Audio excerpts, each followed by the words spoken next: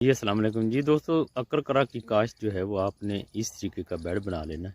14 inch का हो या 18 इंच का हो। तो अगर 24 इंच का भी हो तो आप देख लेना कि पानी इस पर चला जाए। तो सबसे पहले क्या करना है, आपने इसके ऊपर इस किस्म से आपने छटा करने के बाद उसके बाद तो झाड़ू लगाना है। झाड़ू लगाने के बाद जो पानी लगाना है वो पानी आपने इस तरीके से लगाना है, ये देख रहे हो। इस हिसाब से आपने इसके ऊपर पानी लगाना है। यही वो फसल है जो इसकी जड़ जो है वो 500-600 किलो हो जाती है, ऊपर बी भी 400-500 किलो हो जाता है। तना और पत्ता इसका अलग सेल होता है, जड़ अलग सेल होती है, बीज अलग सेल होता है।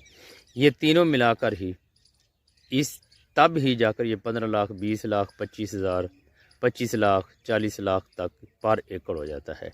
तो ये बहुत बड़ी आसान फसल है। एक ही पानी, एक ही खाद और एक थैला DAP यूरिया और एक पानी या 2 पानी से मैक्सिमम ज़्यादा से ज़्यादा ये तैयार होती है।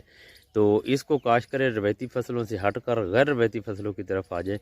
तो ये है, आपको दिखा रहे सिर्फ़ और सिर्फ इसकी काश्त करने का और इसको पानी लगाने का तरीका। ये देख लें, इस तरीके से इसको आपने लगाना है। वस्सलाम, दुआ में याद रखना।